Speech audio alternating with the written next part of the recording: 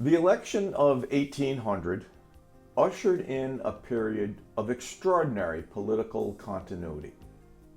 For the next 24 years, serving 2 terms each, only 3 Virginian Democratic Republicans occupied the President's House: Thomas Jefferson, James Madison, and James Monroe.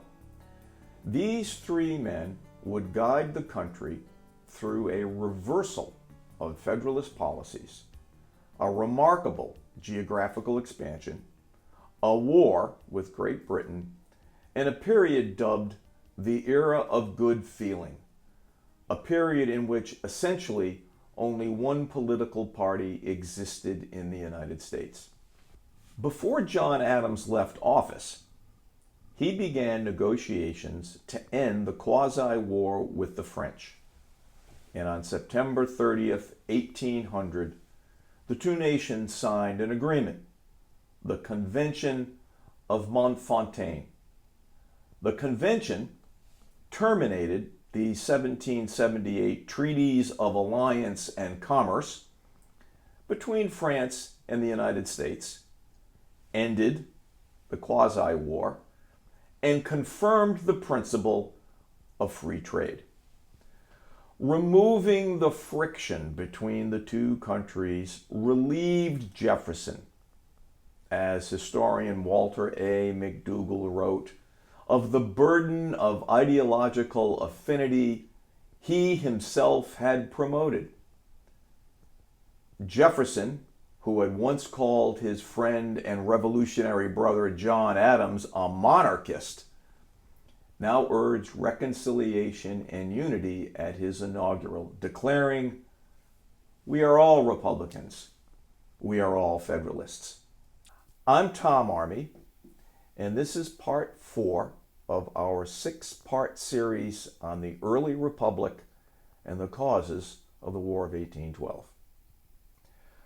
When Jefferson became president in 1801, he inherited a conflict with the Barbary states of North Africa. These states raided merchant ships in the Mediterranean.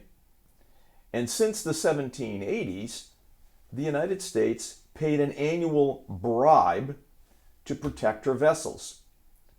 It was extortion at its finest.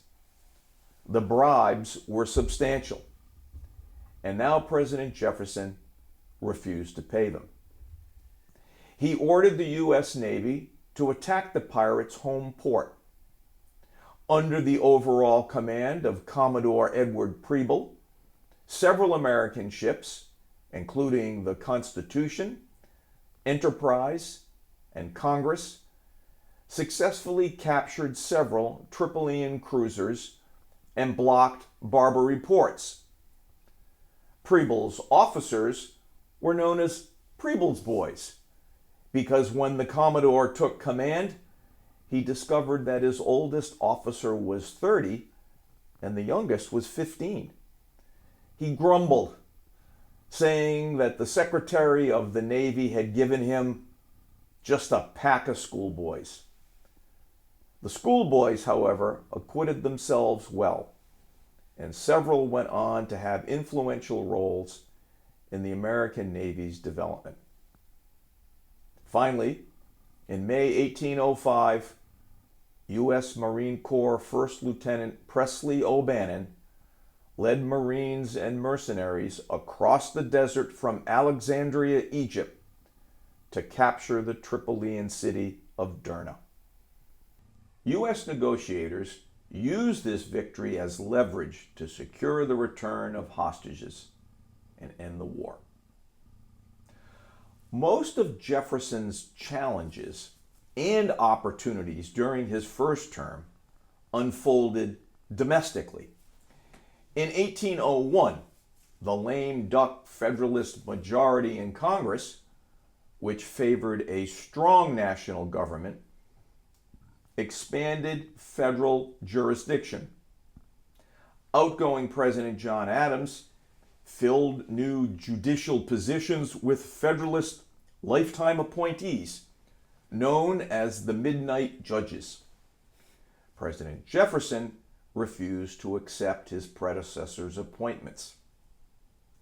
The new Democratic-Republican Congress repealed the 1801 law establishing the openings for Adams's appointments and instituted their own court reorganization with the Judiciary Act of 1802.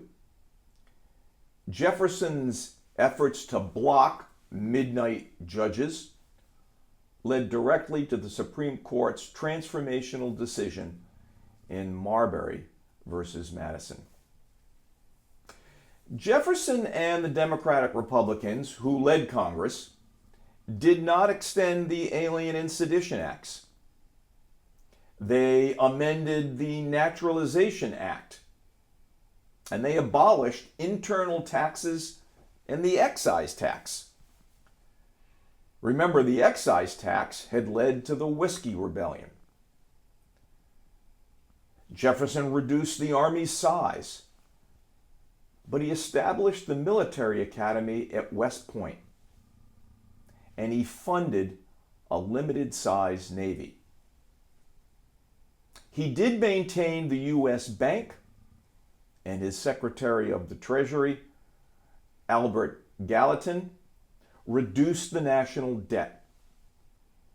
Gallatin cut prices and eased credit terms, which made it easier for families in the Northwest Territories to acquire land. He allowed squatters to buy their farms. The administration negotiated the Louisiana Purchase from France, and Jefferson supported the explorations of Lewis and Clark and those of Zebulon Pike. All this led to Jefferson's agrarian vision and his celebration of democracy, liberty, and individual self-sufficiency. However, as the president's first term came to a productive close, a series of cascading events overseas, beginning with the resumption of war between England and France in 1803, placed the United States in a hazardous situation. England and France both started to violate American rights and prey on her commerce. Jefferson faced a nettlesome foreign policy problem. Could he remain neutral in the face of increased violations of America's commercial rights? British warships resumed the practice of impressing American sailors. British officials were willing to release impressed Americans, but only after America delivered proof of their citizenship through diplomatic channels. This process could take years. In the 18th century, citizenship was an ill-defined legal term. Now, the British also interfered with America's lucrative trade with the West Indies, violated American territorial waters, used blockades, and as historian Donald R. Hickey pointed out, insisted on a much broader definition of contraband than Americans were willing to concede. The British offered to resolve some of these issues in the Monroe-Pinckney Treaty of 1806. The treaty was designed to replace the Jay Treaty and was actually more favorable to the United States. Jefferson, nonetheless, found it unacceptable because it ignored impressment. Some historians believe that rejecting the 1806 treaty was a missed opportunity to strengthen Anglo-American relations. Instead, Anglo-American relations steadily deteriorated. A British order in council in May of 1806 blockaded Northern Europe. Napoleon responded with his Berlin Decree in November, declaring that all ships trading with Britain were open to seizure, and the French banned British exports from the continent. Two more British orders in council in 1807 prohibited neutrals from trading in European waters without paying duties in Britain. Napoleon responded with the Milan Decree, outlawing any neutral ship that had paid duties to Britain. To make matters worse for the United States, in the summer of 1807, the British warship Leopard hailed the USS Chesapeake. Lieutenant John Meade of the King's Navy asked the Chesapeake's Commodore, James Barron, if Meade could come aboard and search for 4 British deserters. To Barron, this idea seemed outrageous. The Chesapeake was a warship, and Barron could not countenance such a search. Meade returned to his ship, and after some confusion, the Leopard fired 3 broadsides into the American warship, killing 4 sailors and wounding 16. The Leopard took 4 members of the Chesapeake's crew hostage. After this unprovoked attack, the United States' fury might have supported immediate war with Britain. Jefferson's response was lukewarm.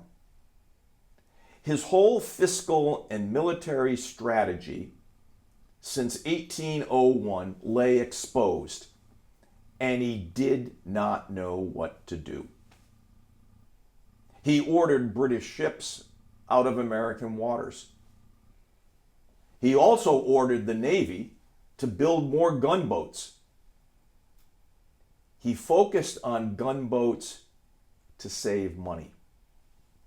An armed frigate would cost $300,000. A gunboat, only $14,000. Jefferson announced a policy of peaceable coercion. Secretary of State James Madison had reminded the president of the effectiveness of the 13 colonies non-importation movement. Madison suggested that a cessation of exports into America would bring the belligerents to their knees. Gallatin hated the idea because no trade meant no customs revenues.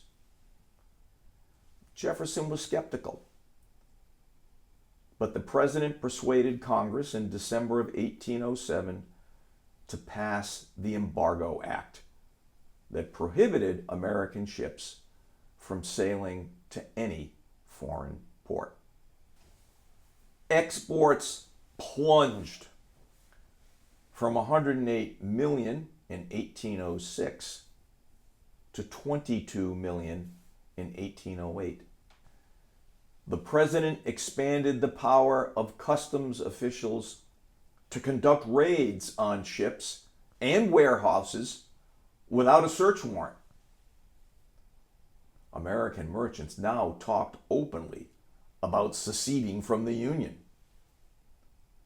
Federalist Harrison Gray Otis proposed a convention for the northern states to denounce the embargo and devise a strategy for ending it. Jefferson received warnings that other Federalists had entered into secret negotiations with British agents. The young republic, an experiment in representative government that the monarchs of Europe said would never survive, was moving closer to the cliff.